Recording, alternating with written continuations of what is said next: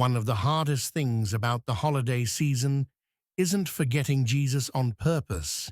It's forgetting him accidentally, not because we don't love him, not because we don't believe, but because life gets loud.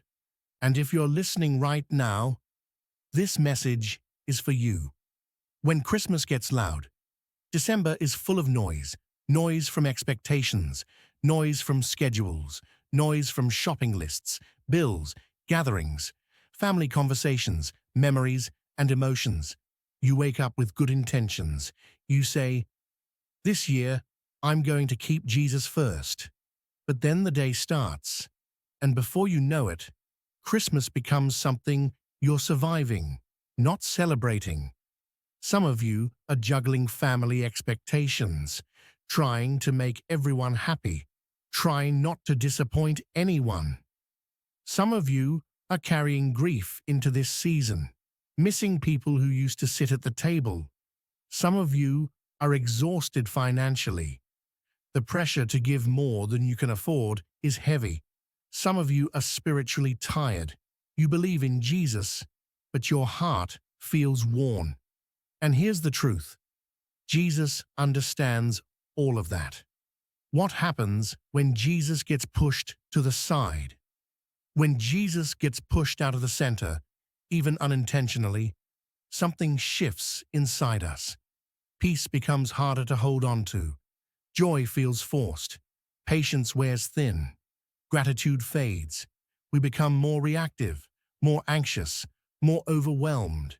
Not because Christmas is bad, but because Christmas without Christ at the center becomes heavy. Bible truth. Luke 2:7 says, "And she brought forth her firstborn son, and wrapped him in swaddling clothes, and laid him in a manger, because there was no room for them in the inn." There was no room. And sometimes, if we're honest, that still happens today. Not because Jesus isn't welcome, but because everything else took up the space.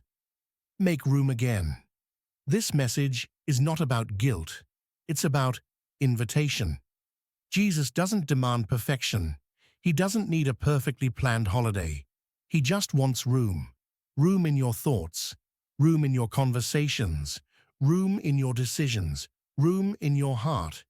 Keeping Jesus at the center doesn't mean doing more. It means remembering him in the middle of what you're already doing. Invite him into the stress.